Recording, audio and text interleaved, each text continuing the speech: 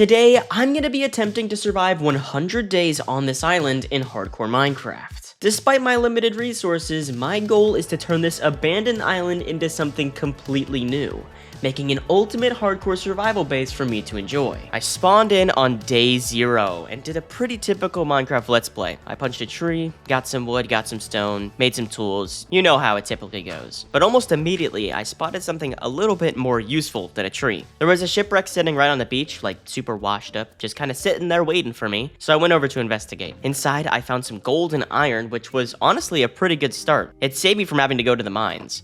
But the real score was the second chest. That one was a little bit buried, so I had to dig around for it for a little bit, but inside was some wheat and carrots. Now, on a normal world, that would just kind of be whatever, but on an island, that's literally everything. Food is one of the biggest problems when you can't just go wander into a forest and find cows literally everywhere. If I didn't nail down my food situation ASAP, I would probably just die. While I was exploring, I also grabbed some sugarcane nearby and spotted a couple smaller islands off in the distance that looked like they might be worth checking out later. I set up a little base spot near shore and got a sugarcane farm started and used some of the dirt that I had to plant some carrots and wheat. It's a super small operation for now, but I mean at least it's something. Now before I move on, I wanted to quickly set up some goals for this video, mainly because hardcore is so restrictive and I just wanted to make sure I had a good plan for going into this. My first major goal was to get fully stacked up with maxed out diamond gear. I'm not very great at making sure I don't die, so I wanted to make sure I was as protected as possible. The second major goal was to make an awesome base on the island. See, most of the time whenever I make bases in worlds, I kind of stick to just a normal like dirt structure, and I've kind of made it a big habit of half builds, so I wanted to seriously step up my game for this one. And the third major goal is to finally beat the Ender Dragon. Now, I beat the Ender Dragon before, but most of the time I ended up relying on the other people on the servers I was playing on. This time I'm completely alone, so if I could beat the Ender Dragon, hey, I mean, that's pretty cool. Now, with those goals in mind, I went ahead and went back to work on the island. One thing I made sure to do super early was grab shears instead of just killing the few sheep wandering around.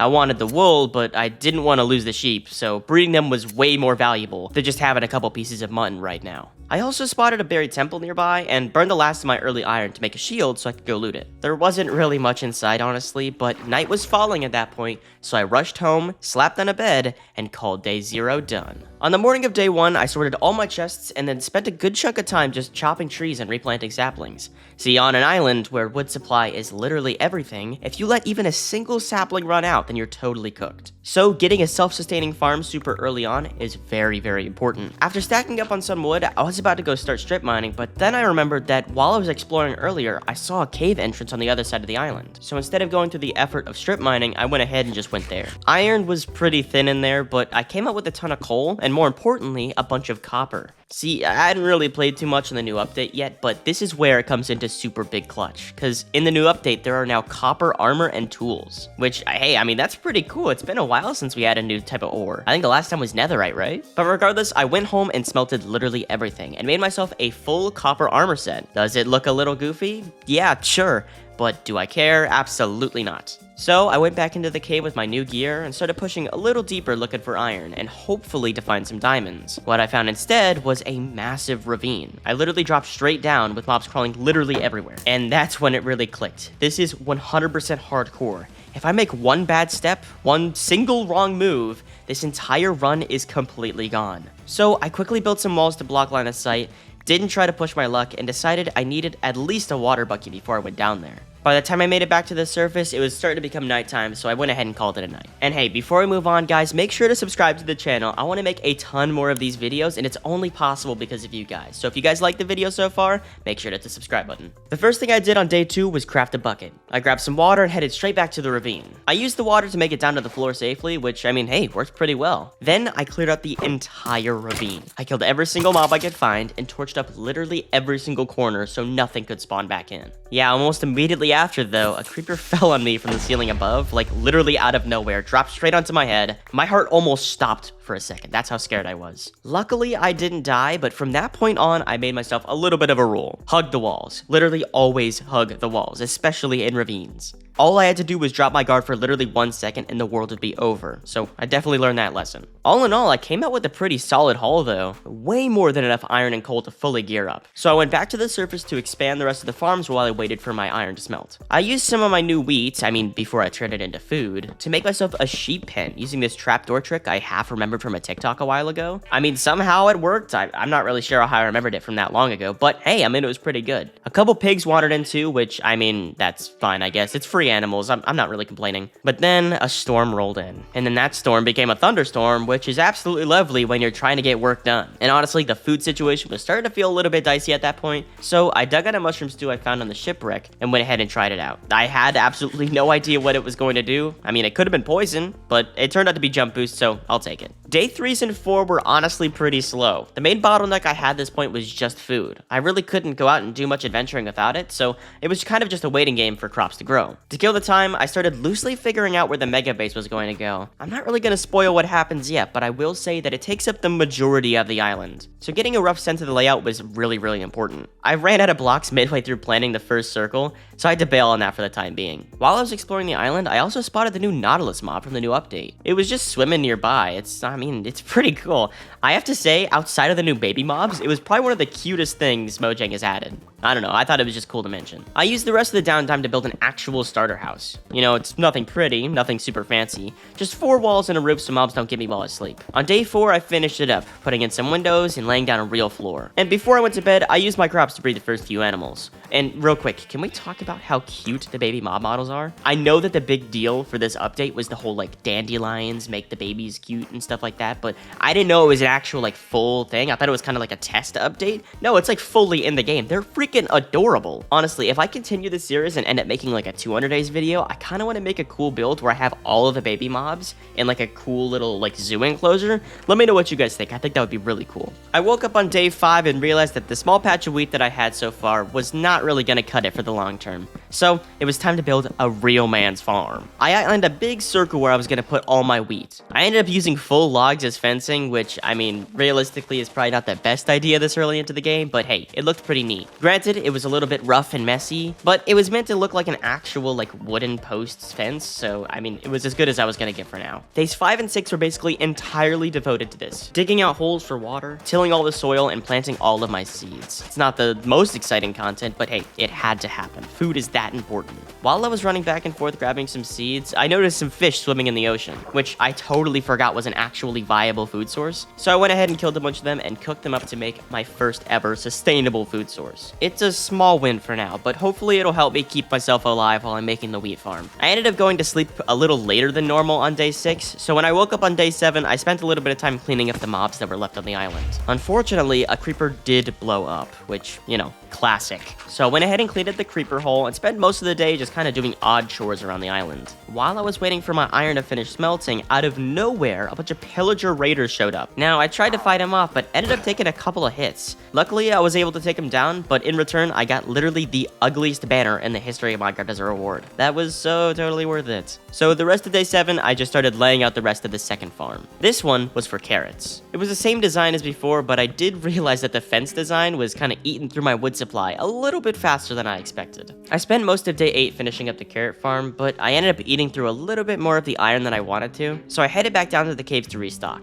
And that's when it happened. I was deep in my tunnels, pretty much just trying to find a cave at this point, but I broke into a small cave and there it was. Diamonds. My first ever diamonds of the entire world. I pushed a little bit farther and found some lapis, and then this massive cave system just totally opened up below me. Lucky for me, there was a ton of diamonds just kind of sitting around exposed on the walls. It was so tempting, but the lower half of the cave was completely chocked full of mobs. There was literally no way I could go over there. So instead, I just stuck to the upper section of the cave. It had less mobs and still a couple diamonds, so I decided to just grab some of those and get the heck out. When I got home, I ran to my temporary base and tried to go to sleep, but I realized I couldn't. There was a circle of creepers that had kind of assembled a little circle around my base. 2 of them just kind of standing outside my front door like they scheduled a little meeting there. So I just had to stand inside and wait. Luckily for me, the sun came up literally like 2 seconds later, so thankfully nothing bad happened. At this point, I had been grinding pretty much non-stop for over a week, so I decided to do something fun for once. So I grabbed a boat and just started exploring with no real plan. While going on my little cruise adventure, I found an underwater ruin that wasn't too far from shore. So I went inside and pulled out a spear from the chest. I knew that they existed in the modern versions, but I had never tried one before, before. I tried figuring out how it works. I think you have to like hold down right click or something. I don't know. It is definitely not my source of fun. I'm not a PvP guy. But hey, hopefully I'll figure out how to use it before the end of this run. Hey, that could be a pretty cool side quest. With some new loot, I went back on my expedition and found a ruined portal next to another shipwreck. It wasn't anything too crazy, but I did end up snagging some obsidian with my new diamond pickaxe, which I was gonna need eventually for an enchantment table. But then I spotted it. There was a massive ocean monument sitting right in the water. That thing would make an absolutely insane farm. I definitely needed to come back for it, but I don't know if I would have the time for it today. So if you guys want to go ahead and see me tackle it in a 200 days episode, make sure to hit the like button. It's one of the best ways for me to know if you guys want to see another video. So I didn't get hit by any of the guardians. I went ahead and made a quick detour around the monument and sailed in the complete opposite direction, still looking for cows. I really needed the leather to craft books for an enchanting table and literally found nothing. There were 0 cows on any of the smaller islands, literally anywhere. Luckily for me though, I did find some potatoes, which became my 3rd farmable crop. Pretty good stuff. And in one of the shipwrecks, I found a single book, which is just barely enough to slap together a basic enchantment table. Not quite a level 30 enchant or anything like that, but hey, having level 1 beats literally nothing, so. Day 11 was completely dedicated to getting as many resources as possible. I was absolutely done being scared of the caves, so I went back down into the mines with a bunch of torches and cleared out all the mobs room by room. I ended up finding a lot more diamonds than I thought I would, but I also found some lapis and gold on the way, which definitely would help later. While I was down there, I used my water bucket to clear as much lava as possible and farm some obsidian. It did take quite a while, but it ended up being pretty worth it because on day 12, I really wanted to make a nether portal. Now, before I stepped my foot into the fiery depths of the nether, I wanted to quickly make myself some diamond gear. The only thing that I had that wasn't diamond just yet were my boots, which I'd swapped out for gold just so the piglins wouldn't kill me. After that, all I did was stack up on some wood and gold, and I was ready to go to the nether. My main goal in this dimension was to farm as much quartz as possible. Partially for the quartz and partially for the XP. You'll understand why later. So I tunneled through every vein I could find. Luckily, I spawned in a little plateau of areas, so there was enough for me to farm, but it was a little bit perilous. I saw a couple piglins with spears. I had no idea how much damage they could do, but I needed to stay vigilant. I used some of the gold that I brought from the overworld to trade with some piglins, and I got a pretty mixed bag of loot. The big standout was fire resistance. I needed to be super careful in this playthrough. One single plunge into lava meant the entire world was over, so I wanted to keep one of these on hand at pretty much all times. Outside of that, I got out of the nether clean and headed home to sleep on day 12. On day 13, things got a little bit interesting. With all the really hard to get resources sorted out, I finally wanted to start on the project I had thinking about since day 1, an automatic cobblestone farm. Cobblestone is one of those resources that is a pain in the butt to farm in mass. But with some of the new updates to how Minecraft mechanics work, we can make unlimited cobblestone using a bunch of stacked up cobblestone generators and an automatic TNT duper. The mega base that I was planning on making needs thousands and thousands of cobble. I'm talking like rows and rows of double chests of cobblestone. And there's no version of this world where I have enough time to mine it all by hand. So this farm had to happen. Days 13 through 15 were solely dedicated to resource collection. I needed iron for buckets, 2 separate nether trips to get lava because I didn't have enough lava buckets to do it in one go, and even some underwater mining when the caves just weren't giving me enough iron. One trick I actually used was splitting the lava into a mini pool next to the build site, so I only needed half the buckets to actually move it forward. On day 16, I actually started the build, and look, I'm gonna be honest here, I used a tutorial. I'm not gonna be super embarrassed over it, it kinda had to happen. There was literally no way I could make this much genius happen. The way that the farm works is that a bunch of cobblestone will generate surrounding a central point. Then it all gets exploded in the exact same tick for maximum efficiency. It's pretty clever, but the tutorial was way too fast, so I kept having to tab in and out to try to keep up. I ended up fumbling the collection system and had to shift the entire farm forward a block. And in doing so, I accidentally turned one of my lava buckets into obsidian, which nearly ended the whole project. Luckily for me, I had a spare, but on day 18, it was finally done. I flipped the switch, held my breath, and it actually worked. Honestly, it has to be one of the best feelings of the whole run so far. For someone who doesn't know much about redstone or automated farms, this was a pretty big step. Hopefully in the future I'll be able to make my own and won't have to worry about all these tutorials and stuff. On day 19, I set the cobble farm to run in the background while I replanted both of the crop farms. At this point, food was pretty much entirely solved. I never really had to think about it again after day 19, which felt absolutely amazing. On day 20, things got a little bit more quiet. I went mining, found some iron here and there, but nothing super noteworthy.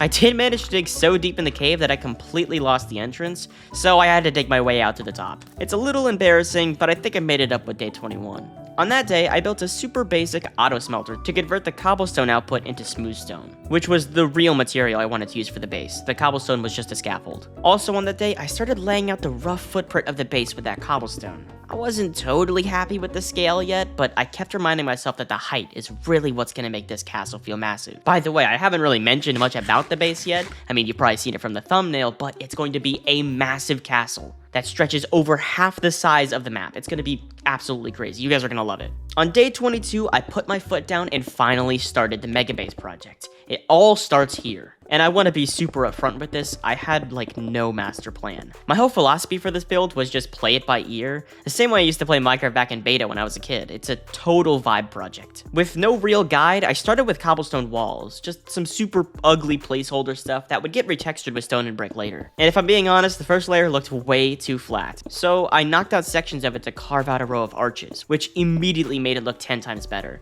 Now obviously it still wasn't anything fantastic, but we're getting somewhere. I started experimenting with little offshoots on the corners of the walls. Sometimes I would mix even and odd lengths. I didn't really stress about the symmetry all too much. But on day 23, I went ahead and scrapped some of the corner designs and replaced it with a big tower that would sit on that corner. I think it was starting to actually look like something pretty cool. After that though, on day 24, I was really starting to struggle to visualize the final product. So I did something that I haven't done in a long time. I pulled out my actual sketchbook and drew the whole thing by hand. And the second I did that, the whole project just clicked. The vision was there and I knew exactly what I wanted this to be. I'm still not gonna tell you the whole picture though, I gotta keep something secret. On day 25, I decided to use the old empty space inside the base walls to build a nice old mob grinder. I'd figured I remember enough of the details about the old school design, so it should be able to work pretty well. I mean, what could be so hard about making mobs spawn? On day 26, the mobs aren't spawning. The farm totally doesn't work, and I literally have no idea why. On day 27, I went back to work on the mob farm, and it still was not clicking. I tried toying around with some of the levels, tried looking inside the farm, literally nothing worked. I genuinely, for the life of me, could not figure out what I'd done wrong, and I was getting so frustrated staring at this empty farm, so I did what any reasonable person does when they need to cool off. I went to the Nether and punched some piglins. Yeah, listen, I was still a little bit stressed, what can I say? On day 28, I was definitely starting to feel a lot better. And by a lot better, I meant a lot more adventurous. So I grabbed a boat and headed out looking for more structures, specifically hoping to find more books for my enchantment table. The shipwreck and portal I found had pretty much nothing useful, but in the distance, I spotted my first real landmass since spawning. I had kind of a soft rule about not really over-exploring on land unless it was absolutely necessary. Again, this is surviving 100 days on an island. But because there were no cows on that island, I just kind of had to cope with it. If you guys are mad about it, you can be mad about it. I had to break the rules for a little bit here. But my mission was set. I had to find cows. I had literally 0 leather back at home, and I needed it super badly for books. So I spent pretty much all of day 28 exploring this landmass and found literally 0 cows whatsoever. On my journey, I even saw the new baby chick model from the update. It's adorable, but I couldn't bring it back with me. But after 20 long and grueling minutes of looking for cows, I finally found some. Even after all that though, it was not nearly enough leather, so I kept pushing further and grabbed a few more from here and there. Luckily after that, it was, a little more common to find cows. I don't know what the spawn rates were doing, but for some reason, as soon as I found one cow, it just kept leading to another. On day 30, my expedition brought me through a jungle, where I spotted a cow variant that I hadn't seen before. I think it was exclusive to the biome or something. Shout out to whatever update added that, I've literally no idea. But more importantly, I found a village. And inside one of the houses were bookshelves, which I immediately looted with literally 0 guilt. I also ended up marking down the coordinates too, because those villagers are going to become very useful to me later. On day 31, I was finally back at base and decided to actually fix the farm properly. My theory so far was that the kill chamber was in the wrong elevation, so I moved everything down a block. When that didn't work, I moved it down again, but still nothing. At this point, I entered a state of what I can only describe as a horrible depression, not in the literal sense. A really loud thunderstorm started, which felt kind of appropriate, so I ended up going to bed early without thinking about it. On day 32, I made a decision. I needed to forget about that mob farm, it was giving me too much of a headache. So I went back to the Nether to farm my XP. I went in and grinded as much quartz as possible and came out with level 30. After that, I immediately enchanted my pickaxe. I ended up getting Silk Touch, which isn't exactly what I was hoping for, but I held on to it thinking it might help me with base building later. I ended up going back in for another round, but fell just short of 30 levels by the end of the day. So close. On day 33, I pieced together XP from everything I could find around the island. I bred some animals, I pulled some XP from the furnaces, I even disenchanted some spare gear, and managed to just barely scrap my way back to level 30. This time, I rolled an axe that was actually pretty good. I mean, this is definitely going to help with my wood collection. So, I immediately went and used it to demolish the entire forest I'd been growing, which was deeply satisfying. After that, I replanted as much as possible, hoping that the next time I chopped down my forest, it would be way larger. Then after that, I went back to expanding the base floor plan, and out of nowhere, pillagers showed up. Again. They got me down to about half health before I sorted it out, and then because the day needed to have more chaos, I pulled off a water bucket clutch to get to my bed that I absolutely did not need to do. But hey, listen, it looked pretty sick, so I'm counting it. Alright, I'm gonna level with you here. Days 34 to 38 were an entire loop. I went from chopping trees, running to the cobble farm, placing blocks for the base, and over again I would just do those 3 things. It rained constantly throughout those days, which completely killed my mood. I will say, looking back at the montage, it is still pretty satisfying, but I can't get those 4 days out of my head. It was such a boring loop. But on day 38, I finally wrapped up the full wood situation. Throughout the last couple of days, it was really difficult to get my hands on a lot of it. I had to keep going back and forth, but it was finally dealt with. I used some cobblestone to trace the contour of the second layer, and built up as much as I could. I did end up getting a little bit bored mid-build, so I went to go collect for my farms, and finished replanting the entire carrot farm before the day was out. I will say it was a well-needed change of pace. I'm very glad I stopped grinding wood after that. Speaking of change of pace, on day 39, I went back to the Nether for quartz and XP. I got back up to level 30, and rolled 2 max level pickaxes while looking for fortune. Unfortunately, both were complete duds. It was not even close. On day 40, all the running back and forth had made me really annoyed, so I stayed in the overworld and just bred all my animals for XP. I also ended up killing a bunch of them because I was still low on XP, but I don't want to talk about that. Listen, the hunger for upgrades has left me a shell of a man. It has left me a monster, and I'm just trying not to think about that. But with level 30 again, I wanted to go ahead and reroll my enchantment again, and another nothing burger. Are you kidding me? This is the worst luck I've ever had. At this point, all I needed to do was something productive before I lost my mind, so I went back into the mines to grab as much deep slate and tough as possible. Those blocks were the kind of color palette I was going for the tower roofs on the castle, so literally anything to take my mind off of the XP drama. When I came back up, I wrapped up some of the arches from earlier building sessions and stepped back to look at my progress. Granted, there's a lot more to go, but it was actually starting to look like something pretty good here. On day 41, I had no time to waste. I spent the whole day stacking up walls. Got cut a little bit short by another thunderstorm, but all in all, it was a pretty productive day. On day 42, the boring task of placing cobblestone was starting to drain my creative energy. So I took a break to block out what I thought one of the side spires should look like. I ended up going with a slanted roof design, just because I wanted to contrast the super pointy spires from my original sketch.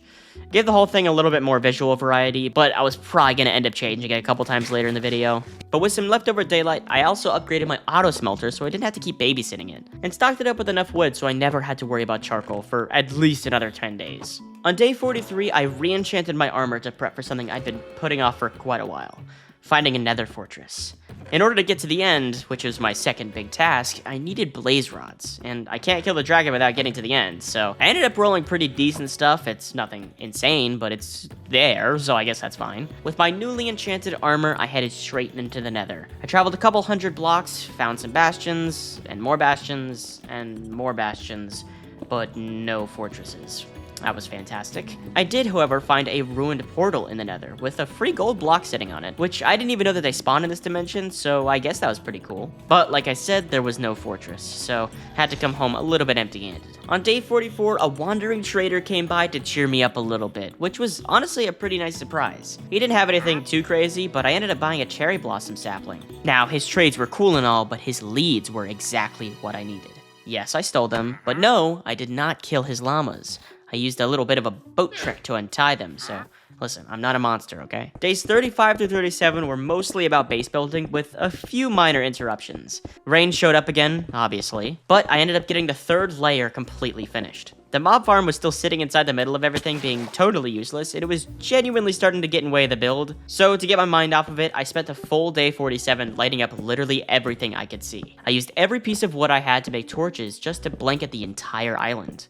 No more surprise pillager attacks for me. In theory, I guess. On day 48, I went ahead and checked back up on the mob farm, but still nothing. So I ended up getting back to base building.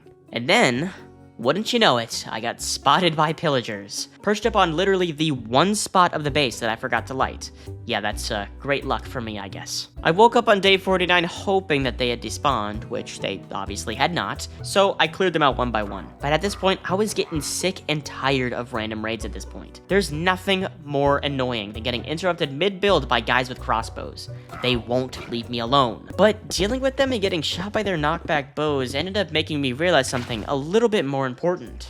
I had literally no fall protection.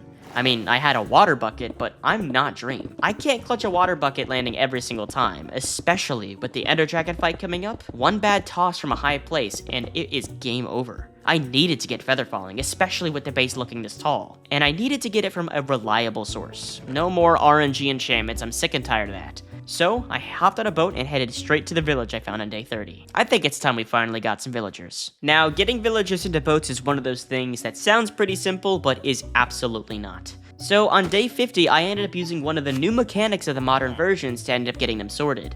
I dragged 2 villagers into 2 individual boats, and used the leads that I got from the wandering traders to connect the 2 boats. This is my first time really experimenting with this new mechanic, which, now that I think about it, I don't think it's that new. I think it's like over a year old at this point, but it was very, very useful. At the end of all the commotion, it ended up looking like this ridiculous little villager train that I could just drag across the entire ocean. So I dug a canal through the land between the river and the ocean to route them home, which took a while, but worked perfectly. Once I got them back to the island, it started to become night, so I built them a little bit of a shack. You know, it's cozy, totally ethical, and it's got just enough beds for them to start making me more villagers. I don't know why I sounded so excited saying that. This was the beginning of something absolutely beautiful though. Villagers and emeralds for days. And hey, listen, we are at day 50. Can you believe it? We're already halfway through this 100 days. But if you haven't already, make sure to hit the subscribe button because hey, listen, I've made it this far and I kind of feel like I deserve it, but no pressure, of course. On the morning of day 51, one of the villagers immediately escaped. So I used the boat trick to drag him right back into his pen. Immediately after on day 52, I cleared out a dedicated area for a proper trading hall. I modeled the design after an iron farm layout I'd seen online, where I just used beds to drop villagers in their own little 1x1 trading stations. I went ahead and sheared the sheep for the beds, and then started running the cobble farm to round out the night. Days 53 through 55 were mostly prep work. I had to make bread from wheat to breed more villagers, I had to gather leaves to decorate the wheat farm area, and most importantly, I had to build a massive solid wall of oak trees for stick trading, because sticks are my main source of emeralds, and I'm gonna need a lot of emeralds. One wall wasn't even enough, I ended up more than doubling it the next day. And every night, I'd sneak grown villagers over from the pen to the trading hall by breaking their beds. I mean, it's a little mean, but hey, it works. Listen, I know we're shooting through these a little bit fast, but you gotta trust me on this. On days 56 through 62, I can describe it by nothing less than a RNG nightmare. I turned the villagers into fletchers for stick trades and re-rolled librarians over and over and over looking for good books. And slowly, but painfully, I built up my collection. To give you the quick rundown, I found a mending book for 10 emeralds, which was a fantastic deal. I snagged an Unbreaking 3 book, and eventually landed on Feather Falling. It wasn't Feather Falling 4, but hey, I only needed to combine 2 of the level 3 books to make it. These got me exactly where I needed to be, and after what felt like an eternity after it, I finally rolled Protection 4. It was a little bit expensive. I'm just kidding, it was very expensive, and significantly much more than I budgeted for, which meant we had to go back to stick grinding. I also came up with what I thought was a pretty genius idea during this stretch. I remember back in the day in quarantine, there was a server that I used to play on, and there was a string duper that was pretty efficient for emerald farming. So I built the whole machine, and it didn't work. So I looked it up, and it got patched out literally a couple updates ago. Are you kidding me? After that devastating loss, I decided to just stick to my sticks. It wasn't worth all the brain trouble. But by day 62, I was only 1 book away from finishing my entire set of maxed out diamond armor. If you don't remember from the beginning of the video, that is my second major goal. On day 63, I went to combine some of the books, but my anvil broke after only 5 uses. After realizing I was a little bit low on iron, I went around looking for some iron golems that scattered around the villagers, but it sadly was not enough, so I went back to the mines. I accidentally mined straight into a skeleton spawner, which I ended up marking for later, because that's going to be a future project. While in the skeleton spawner, I found a notch apple in the loot chest, which, hey, I mean, that's a pretty good bonus, isn't it? Once I grabbed enough iron to make a new anvil, I tunneled my way back up to the surface to sleep the night away. On day 64, I picked up a stonemason villager to help me with my XP.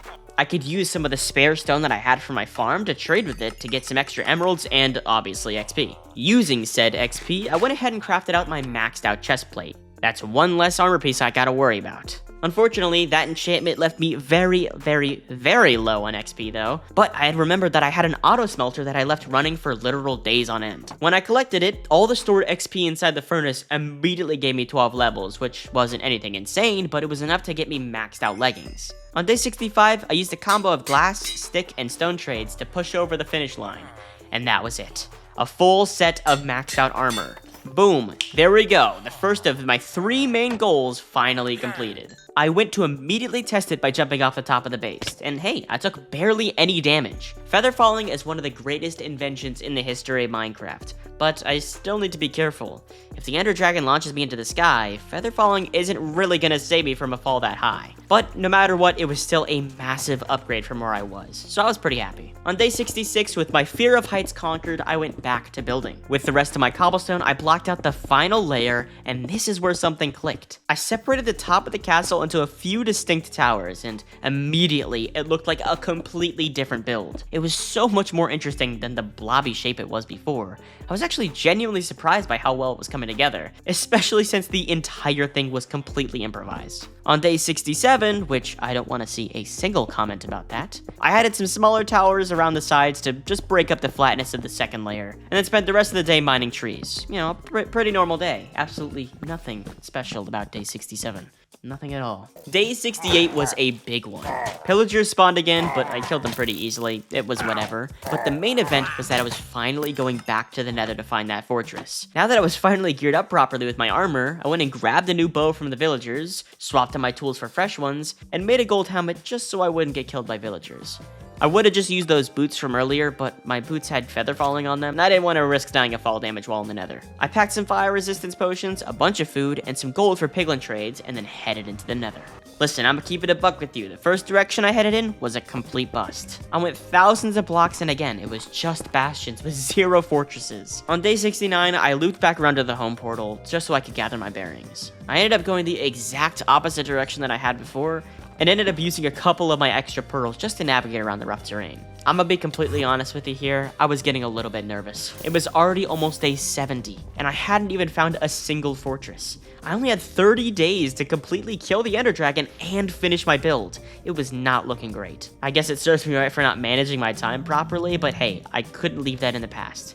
I had to deal with it here and now. But while I was so busy being angry at myself, I wasn't even paying attention because I looked back at the screen and there it was, a fortress, just sitting there. I found it completely by accident. On day 70, I went inside and found myself a blaze spawner, almost immediately. I popped my fire resistance potion and got to work. While I waited for some blazes to spawn, I went ahead and explored some of the corridors and found some nether wart. I went ahead and snagged a couple of it just for a future potion brewing project. I got my 10 blaze rods and started heading towards the exit because I was out of there. But unfortunately, I did forget to write down the coordinates. When I got back home on day 71, I immediately distributed my loot into my chests. And then I went back into the Nether with a bunch of gold to trade for some ender pearls. I needed 12 eyes of ender and I was completely short. Piglin trading wasn't giving me a ton of pearls, but I did remember that cleric villagers also have them for sale. So I grinded out enough wood to max out a cleric. On day 72, the first cleric didn't have really much to trade, but the second one did. And with it, I had more than enough pearls to get all the eye of ender I ever needed, with a couple pearls to spare just for travel. Day 73 was pure prep work. I gathered blocks, food, arrows, iron, and any other material I needed for the end. I also managed to bring some materials for rockets, but that would end up being a problem later. You'll understand why. I packed up everything into a bundle and threw my first Eye of Ender. It went towards the massive landmass that we saw earlier in the video, so I just followed it there. Every time I threw an Eye of Ender, I kept going farther and farther than I thought I would, but eventually we passed where the village was. On day 74, I kept following the eyes until it finally pointed me underground. I started digging, and for a minute there, I thought I might have been in the wrong spot. I dropped straight into an active trial chamber. Not quite what I was looking for, so I dug a little bit deeper. More trial chamber. I got a little frustrated after making it to bedrock, so I mined back up and immediately got jumped by a bunch of strays that had been building up inside the chamber. So I mined into the wall for safety, and then turned around, and the one block behind me was the single block of the stronghold. One block.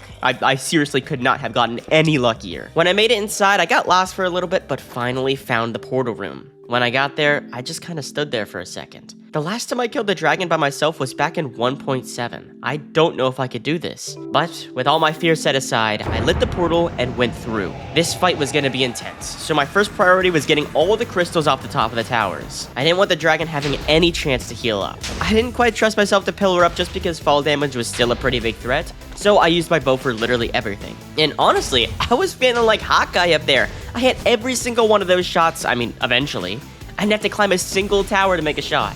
Not to sound too confident, but hey, I was playing out of my mind. After that is where my luck kind of ran out. The dragon was taking some serious damage, but then I ran out of arrows. So I had to wait for the dragon to come down so I could melee it instead. And when it finally perched one time, it got crazy terrifying. The dragon got stuck halfway off of its perch while I was sitting right below it, and it crammed me into the corner of bedrock. Half of my health was almost gone in about 2 seconds. I was this close to death. By the time it flew off, I almost considered popping my notch apple, but luckily it went away and I didn't have to do that. All in all though, my heart was pounding. By that point, the dragon was playing off of fumes. Like I said, I didn't have any arrows, so I had to only rely on my sword. My sword wasn't exactly built for this, it only had sharpness 2 on it, but I had no choice. There was one last perch and I had to kill it. With some final swings, it was finally done. The dragon was killed. So I grabbed my plunder. I snagged the egg, grabbed all the XP I could, and headed towards the end gateway. I landed on a remote island way far away from the nearest mainland, and then I realized I had left my paper back in the stronghold. No paper means no rockets, and no rockets in the ends means no elytra. And without any way to navigate, there was realistically no way I was gonna get an elytra today. I'm probably gonna have to come back for it later. So I just ended up going back to the overworld. I'll handle the elytra some other day. But with that being said, that is 2 out of 3 major goals done. The base was the last one standing. After waking up on day 75, the first thing I did was fortune all the diamonds I had collected from the end trip, which felt fantastic. I didn't get too many, but that's okay. With those diamonds, I rolled some better tools and upgraded my pickaxe. I got a replacement axe and immediately got to work on the wood farm. Then I started what I had been building towards for the last couple weeks. I finally started retexturing those ugly cobblestone walls. No more stupid gray placeholder. We're making a real castle. Also, I just decided that I was done sleeping through the nights. There was only 25 days left and there was so much to do, so I just kind of stayed up. Working late into the night, I chipped away at the walls, and that decision almost killed me. Out of literally nowhere, a zombie on a zombified horse came charging at me with a spear. It was crazy fast, way faster than I could run away from it. I took a massive hit and genuinely stood there for a second thinking, this is it, this is how this world ends. On day 75, I already killed a dragon, just completely done. Somehow, I managed to take it down, but I went to sleep immediately after. I am not dealing with that again. At some point soon, I'm just gonna have to bite the bullet and light up the entire island. On day 76, I went back to retexturing the visible walls. And I'll be totally honest with you, I'm not gonna spend time on the parts of the base you can't see from the main angle. The thumbnail shot was coming from one specific side of the island, and that's all I really cared about. Listen, maybe in 200 days I'll do the interior, but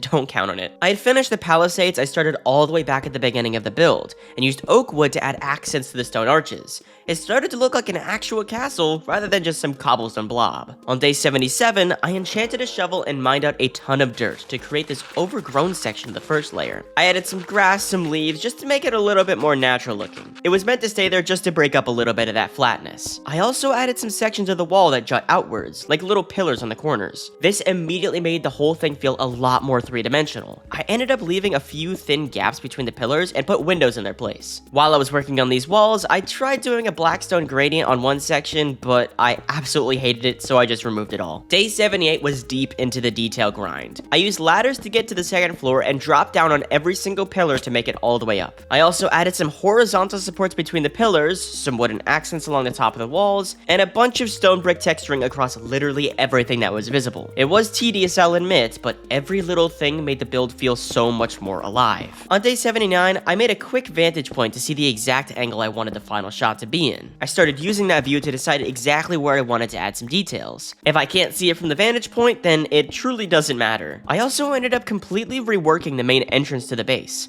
I wanted a big cathedral feel, like you're walking to something huge. But before I could get too much progress in, it started raining, so I went back to bed. On day 80, I built a permanent vantage point using netherrack as scaffolding, and dropped water down so I could get there whenever I wanted. Looking at the build from up there, it was clear what it needed most. It needed roofs. So I headed to the mines and dug out a big chunk of deep slate. Then I came back up to the surface and started testing out a few roof designs. I tried a shorter half spike shape, and it was okay. I'll just leave it for now. On day 81, I finished the first roof and immediately started work on the one next to it. I checked it from the vantage point and I wasn't too impressed, so I came to the conclusion that the roofs just needed to be bigger and more dramatic, which meant more deep slate, which meant more mining. On day 82, I didn't want to think about the roofs at all, so I spent the entire day lighting up the entire base. No more zombie horses, no more midnight spear fights. I was absolutely done being surprised. With the spare daylight, I also ended up planting a bunch of the saplings I had to make a fake forest section right next to the castle for a bunch of decoration. By the time I woke up on day 83, the entire island was completely lit up. Then, I harvested the entire forest and used the wood to build a third farm. This time, I made it for potatoes. I got the entire thing set up, watered, lit up, and then started tilling the soil. Then I realized I had literally no potatoes. I had them earlier, but I accidentally smelted all of them at some point when I was grinding out some XP. On day 84, I swung by the old village looking for some extra potatoes, but there weren't any. So I swam out to a few beach shipwrecks and I finally found some. Crisis averted for now. On day 85, I used leaves from nearby trees to decorate the farms a little bit. I also used some of those leaves to add to the castle. I wanted to make it look like it was super overgrown with these large leaf patches on the side of the walls. Then I went up to the vantage point and stared at the build for a little while. Something about those roofs just still wasn't clicking. So I did what I did back on day 24.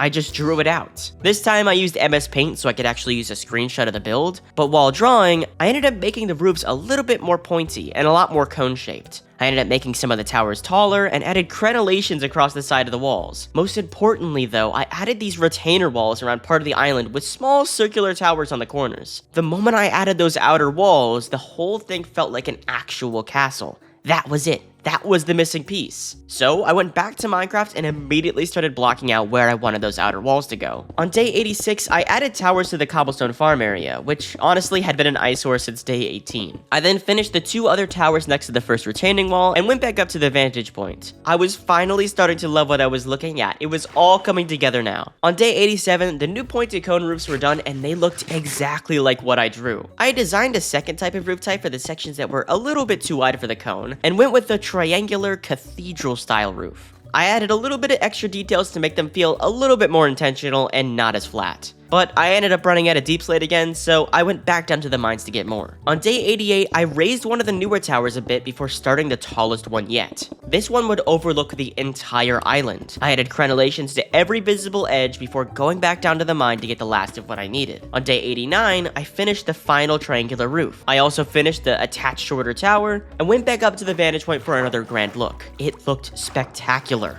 The only thing that was left in the build was just finishing the remaining walls and retexturing all the leftover cobblestone, and just a little bit of cleanup here and there. It was finally starting to come together. I was so excited. On day 90, I started to realize that I only had 10 days left in this world. I needed this thing to look spectacular to finish my final goal of the challenge. So I cleared all the trees that had been grown in the way and used the wood to build a dock alongside the shore. I used big wooden pillars with full logs. It ended up being pretty expensive, but the dock completely changed the feel of the entire island. Instead of just feeling like a lonesome castle on an island, it started to feel more like a community, which is really what I wanted from it, especially with all these villagers nearby. But despite all the good progress, I ended up going to bed a little bit early when all these phantoms started showing up. On day 91, I finished the dock with trapdoors and fence gates along the outer edge. I replaced some of the sand patches nearby with dirt and used my shovel to make dirt paths around the island. This way I could move back and forth between my builds without getting caught up in too many trees. Then I did some more texturing on the outer walls, and then I added leaves around the crenellations to give it more of that overgrown natural look. To end off the day, I went back up to the vantage point again, and this was starting to look fantastic. Listen, I know I'm back here a lot, but I just can't help looking at this build. It is stunning. On day 92, I added a lot more foliage. I expanded the potato farm, replanted the forest, and did a bunch of terraforming to make sure that the grassy areas looked a little bit more natural. It's the kind of thing that most people wouldn't notice consciously, but it ended up making the whole island feel so much more real. On day 93, I built 2 more of the towers outside the wall. After that was done, I used some spare stone to start patching up the ugly parts of the beach. It wasn't perfect, but for now it was better than nothing. On day 94, I finished repairing the beach properly with dirt and sand, and replanted a little bit more of the forest. I ended up getting chased by phantoms again, but when they dropped their membranes, I realized it was a sign. I only had 6 days left and I still hadn't ended up going back for that elytra.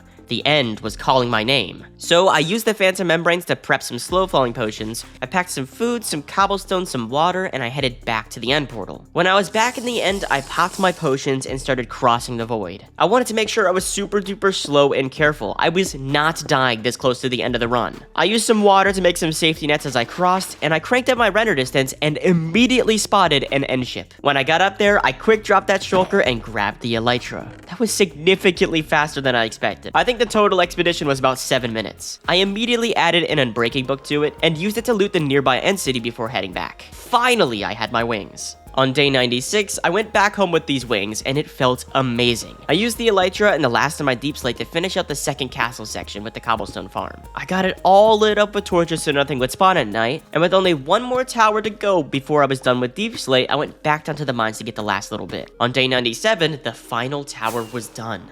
I stepped back and looked at both castles together for the first time, and that was it. That was the build. 100 days of planning, grinding, building, tearing down and starting over and building again. There it was. My spectacular castle. With the third major goal finally ticked off, it was all about aesthetics at this point, so I spent day 98 moving in. I used my shulker boxes to migrate everything from my old scattered around chests to the interior of the main castle. It was tons of loot. I had been building this stash up for over 98 days at that point, so it ended up taking a while. On day 99, I finally freed the villagers. I demolished the trading hall and the breeder and just sent them out to the island to just exist. They had earned it after all I put them through. Moving the last bit of loot inside, I replanted as many trees as I could. I also even farmed up the last of the potatoes. There wasn't going to be quite enough time to finish the entire farm before time ran out, but I had to at least get something done. I still wish I had done it sooner though. I spent the last few hours cleaning up the island, tearing down some of the temporary builds and hiding some of the ugly stuff. Just making sure that everything that was visible from that vantage point looked as clean as possible. Then I sat on the dock and fished until sunrise, watching the water ripple as the sun rose on day 100. I don't really know what I was expecting to feel, but it was probably something close to genuine disbelief. I had survived 100 days in complete hardcore mode, all on a single island, and the world was still completely there. I hadn't died. What the heck is that? The base was still standing, and most importantly, I was still standing. I took one last fly around with the elytra, over the dock, over the farms, and over the castle walls and towers I built from scratch. It looked so much better than I ever thought it would when I started. Listen, if you guys made it to the end of this video, genuinely thank you. And if you want to see what happens next, maybe at 200 or hey, even 300 days, make sure to subscribe and turn on those notifications because this island is not done yet. And if you're looking for something else to watch while you wait for the next video, there's a video on the screen you would really like on the screen right now. Take care, I'll see you guys next time.